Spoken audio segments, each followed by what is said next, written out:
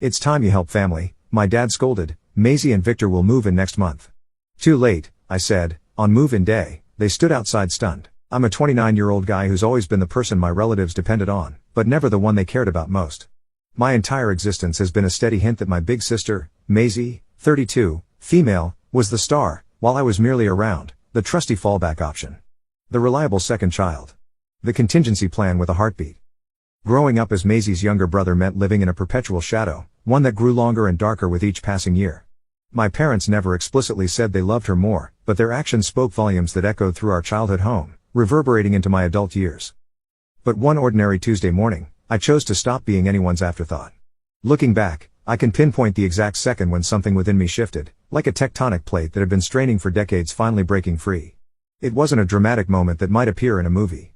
There was no screaming match, no slammed doors. It wasn't when I caught my mom and dad telling my granddad that Maisie should get the family's wealth because she had trouble staying steady while it always managed somehow. Their voices had dropped to whispers in the kitchen, but the central air system carried their words straight to where I sat in the hallway, frozen in place. Michael will be fine, my mom had insisted. He always lands on his feet. Maisie needs the security more. I remembered how my grandfather had sighed, his pen hovering over the document they brought him to sign. It wasn't when they missed my university graduation ceremony to watch Maisie's rhythmic gymnastics competition. I'd stood alone after receiving my honors degree in finance, scanning the audience for familiar faces that were conspicuously absent. Later, my mom would show me the video of Maisie's routine on her phone, exclaiming, "Wasn't it worth missing your thing for this?" She placed third in regionals.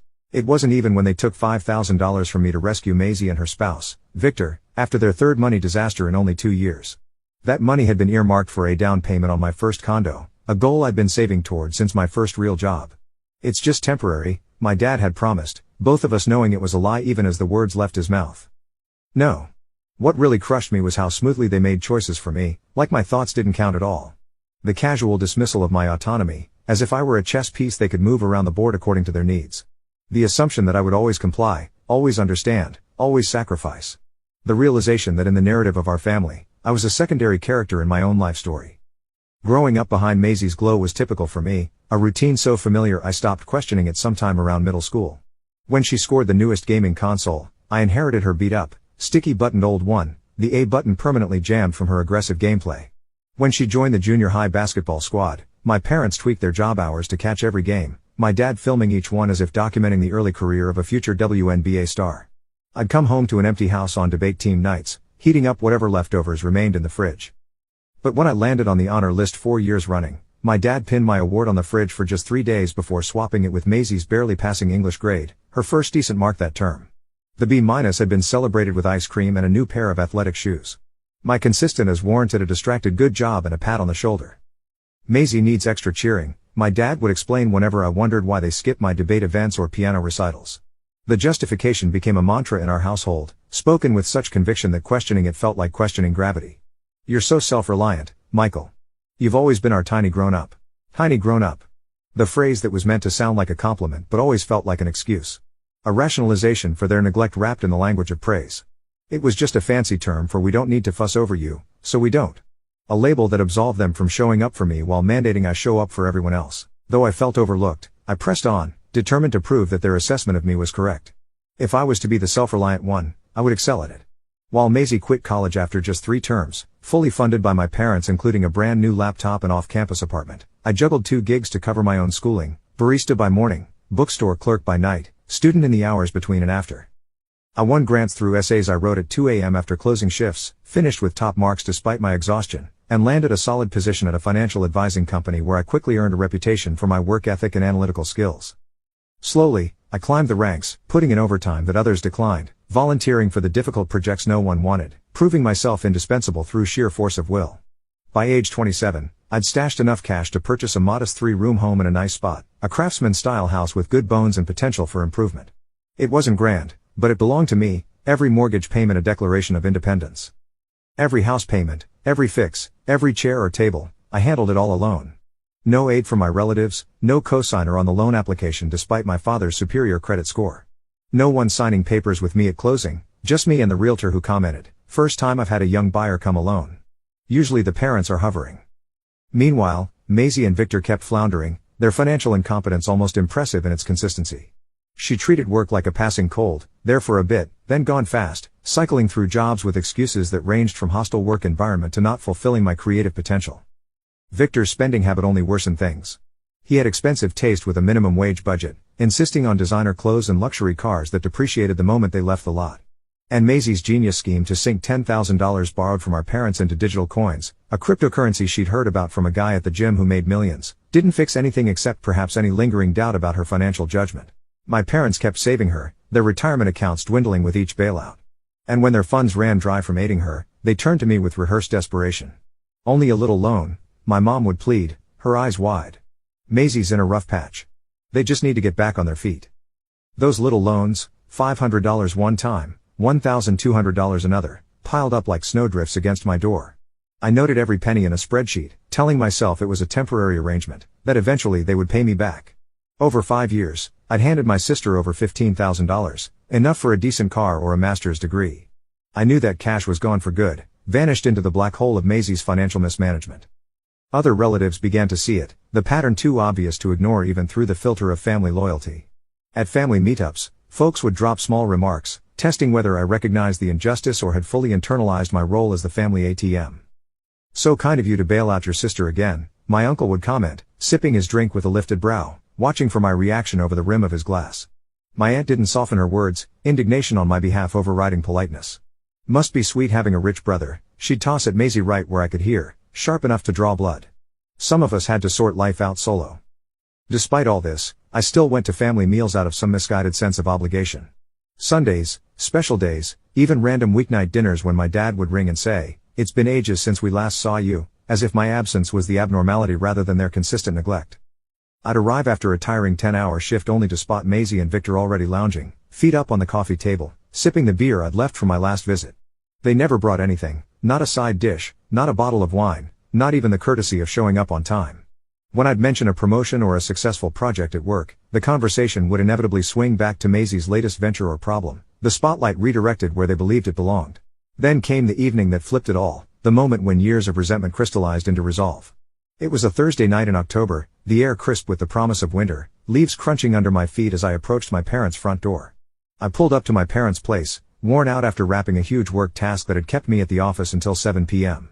The scent of my dad's homemade lasagna, my top pick since childhood, wafted through the air as I turned my key in the lock. That should have tipped me off that trouble was brewing. My father only made his special recipe when he wanted something. It was his form of culinary manipulation, a strategy so transparent I was embarrassed for us both. Maisie's ride sat in the driveway next to Victor's rented BMW, the one they clearly couldn't pay for but considered essential to maintaining appearances. I squared my shoulders and entered, already rehearsing the excuses I would make to leave early. The meal began like usual, everyone seated in their unofficial assigned spots, the same chairs we'd gravitated to since adolescence. Maisie grabbed the spotlight, chatting endlessly about her latest money-making idea, fixing up homes to sell. It seemed a couple of TV shows about house makeovers had convinced her she possessed hidden talents in structural engineering and interior design, despite her inability to successfully assemble IKEA furniture. Victor bragged about his fancy new bag, likely pricier than my monthly home payment, describing the hand-stitched leather and designer label as if reciting poetry. My mom and dad happily agreed with all they said, offering encouragement and support that felt like salt in the wounds of my own unacknowledged achievements. I was sipping my second glass of wine, calculating how soon I could politely exit, when my dad coughed lightly, that practiced cough that signaled a prepared speech was forthcoming.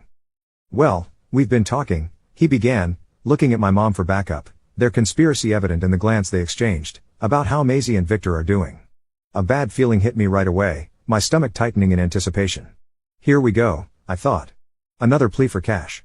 In my mind, I figured out how much I could spare without dipping into my backup funds, already resigning myself to the obligation. "They've had a tough time since their rent went up," my dad went on, his voice adopting the reasonable tone he used when suggesting something unreasonable. "And with a baby on the way." "Hold on, baby?" I cut in, totally lost. This was news to me about Maisie being pregnant.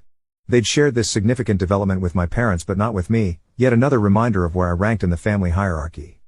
"So we found a great fix," my dad ended with a happy voice, as if presenting me with a gift rather than a burden. "They'll settle into your place next month. You can use the tiny room or crash with us for a bit." I stopped cold, wine glass halfway to my lips. My gut sank like I was dropping on a ride, that moment of freefall before the safety mechanisms kick in. I glanced around the table hoping someone would crack up and say it was a prank, that hidden cameras were recording my reaction for a family joke. No one did. Their expressions ranged from expectant to smug, waiting for my inevitable capitulation. My place, I finally got out, the words feeling foreign in my mouth. It's the smart choice, my mom jumped in fast, as if my hesitation was simply confusion rather than resistance. You've got 3 rooms, and you don't need them all alone. Victor, busy on his phone, piped up without looking at me. I spotted the cutest baby stuff online. It'll look awesome in that front room with the huge window. My front room. My window. In my home. The home I fought hard to own, the symbol of my independence and success. The one place where I made the rules, where I didn't have to consider Maisie's needs before my own. This way, you won't stress about handling a big space solo, my dad said kindly, tapping my hand like he was helping me out, offering a solution to a problem I didn't have. It's truly best for us all. They weren't checking with me. They were informing me. They'd already decided, treating my home like it was theirs to hand over, an asset to be redistributed according to family need. Like I was meant to just agree, no questions asked, accepting their decision with the same quiet resignation I'd shown throughout my life.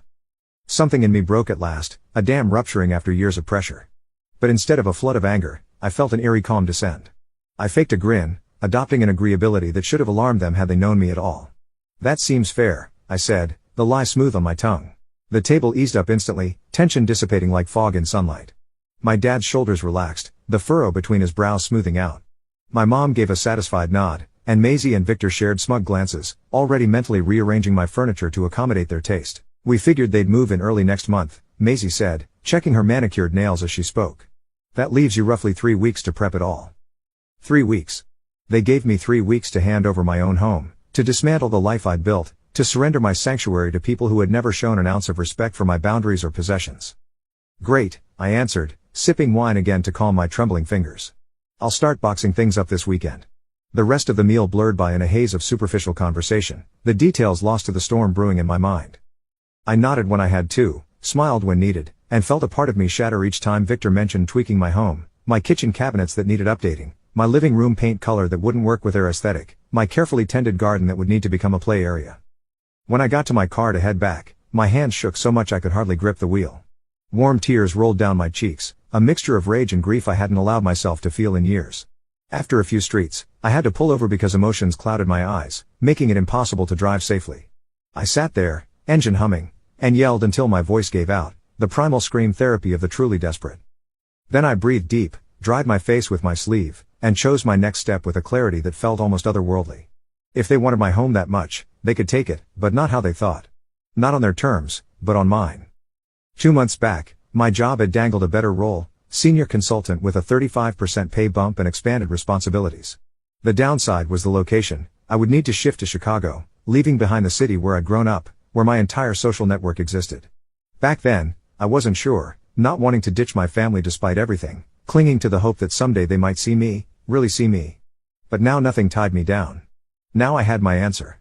At 11:30 p.m. that night, I rang my boss, Caroline, not caring about the late hour. I'm taking the Chicago gig, I said as soon as she answered, my voice steadier than it had been all evening. Awesome, Michael, she replied, caught off guard but clearly pleased. When can you begin? How fast do you want me to process the transfer? The quicker, the better, she said. The Hawkins project needs someone in charge yesterday. The team's floundering without proper leadership. 3 weeks, I said solidly, the timeline no coincidence. I'll be there in 3 weeks. That timing wasn't random, it aligned perfectly with my family's plans, a synchronicity they wouldn't appreciate until too late. The next day, I called a realtor, not one my parents knew from the neighborhood association, but a stranger from another area, someone with no connections to my family network. I listed my home for sale at a good price, just a tad under its market value to generate immediate interest. I put my home on the market on a Friday, knowing weekend viewings would bring the most traffic. By Monday, 3 buyers had made offers. On Wednesday, I picked a cash deal from a young professional couple that would close in 21 days. It all lined up perfectly, the pieces falling into place as if the universe was finally taking my side. For 2 weeks, I acted like the good boy my family had always expected me to be, the compliant son who never made waves. They thought I was fixing the place for Maisie and Victor to live there, interpreting my sudden willingness as acceptance of their plan. I said I was clearing out stuff to make room for a baby space, which fit with the boxes and full closets they saw during their occasional drop-ins to check on progress. I even asked what colors they liked for paint and what kind of curtains they wanted, taking notes with pretended interest, making them believe I was embracing my role as the displaced uncle. To make it believable, I had Victor come over to talk about how to arrange things, watching with hidden amusement as he walked around my home like he already owned it. He moved through the rooms with entitled confidence, choosing where his sofa would sit, which walls he'd redo, and saying he'd dig up my 2-year-old vegetable garden because it wasn't as aesthetic, the raised beds I'd built by hand, where I grew heirloom tomatoes and herbs that connected me to my grandmother's recipes. Every rude word he said about taking my house made my hidden plan feel more justified, erasing any lingering doubt or guilt. At the same time, I was quietly getting ready to go, making preparations for my new life with methodical precision. I moved most of my cash to a fresh bank account at a different institution, leaving just a little in the old one so they wouldn't suspect anything if they somehow checked. I signed up for a new place to live in Chicago using the internet, a high-rise apartment with floor-to-ceiling windows and a view of the lake, more expensive than my current home but within budget with my new salary. I sent my mail to a private box instead of risking any forwarding address that might tip them off. I sold off stuff I didn't want to move and hid the rest in a storage spot 2 towns over, rented under a fake name. 3 days before the sale was finalized, I told my family I had a job trip that couldn't be postponed despite the moving preparations. Really, I flew to Chicago to set up my new home, spending a whirlwind weekend buying essential furniture and setting up utilities. I came back just long enough to sign the final papers at closing, collect my money, and pack my remaining personal items. On the day Maisie and Victor had planned to move in, I was already 300 miles away, settling into my Chicago place with a view of Lake Michigan that made my heart race with possibilities. Standing in my new front room, bathed in natural light, I heard the city's unfamiliar sounds, car horns and distant L trains, so different from the suburban quiet I'd known all my life. My phone kept ringing and pinging on the kitchen counter with calls and messages from my family, their panic increasing with each unanswered attempt. I could see it in my mind with perfect clarity, Maisie and Victor showing up with a rental truck, my parents there to lend a hand with the move, all of them standing confused on the front lawn as the new owners carried their own boxes into the house. I imagined the conversation unfolding. Yes, we bought this from Michael.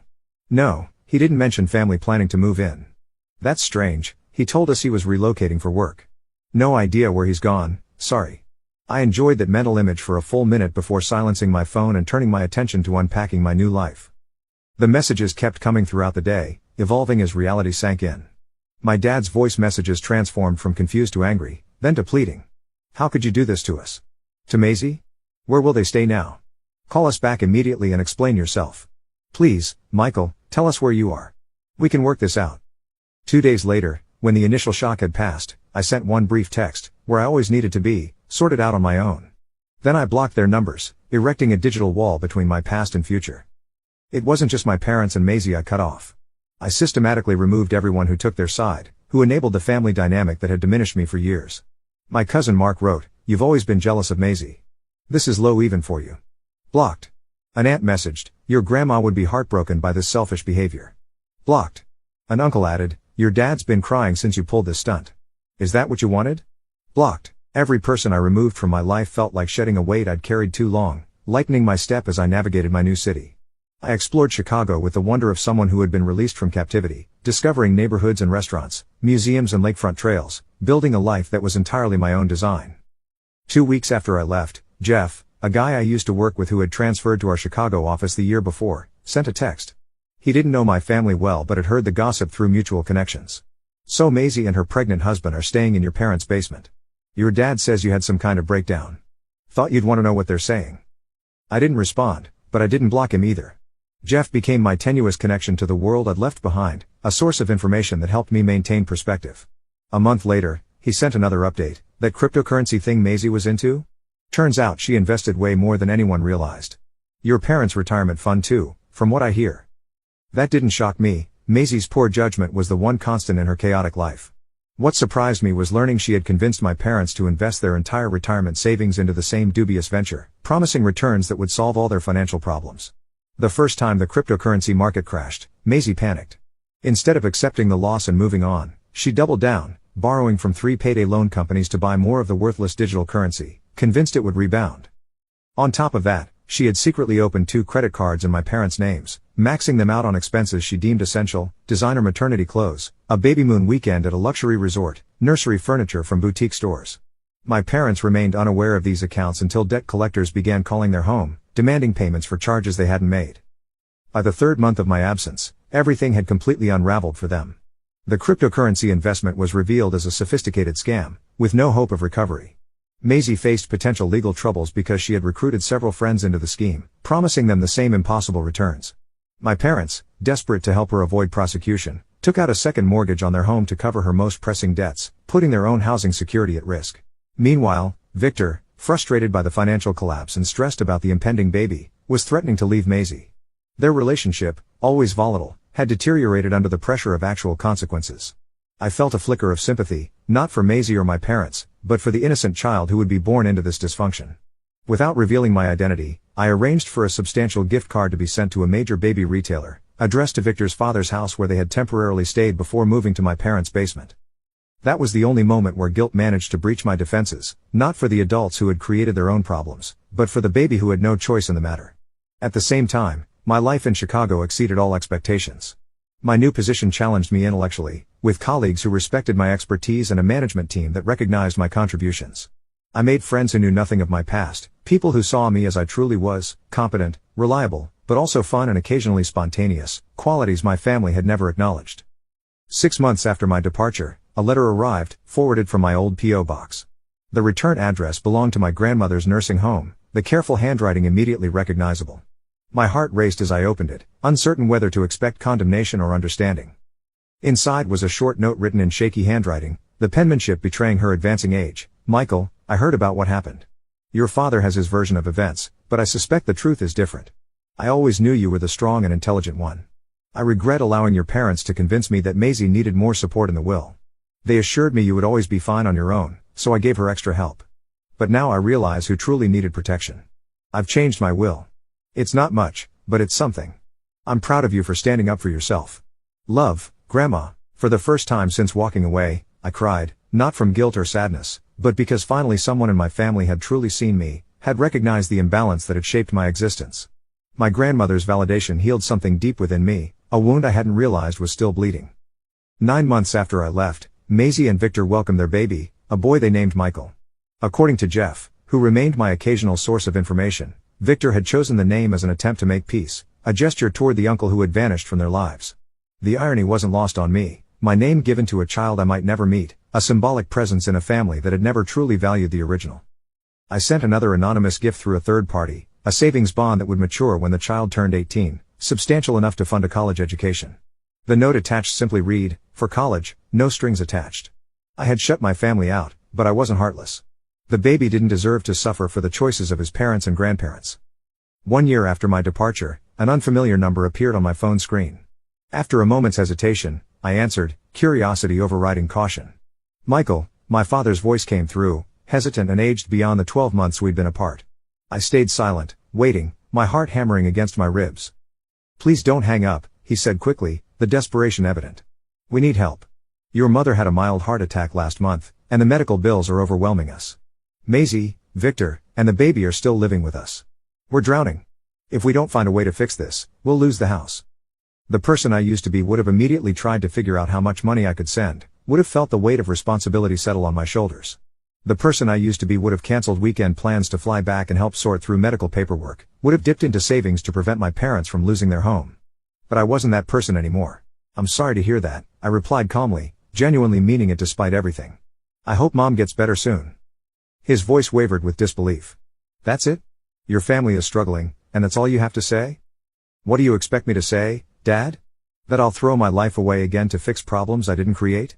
That I'll empty my bank account to solve a financial mess that happened because you and Mom enabled Maisie's irresponsibility for decades?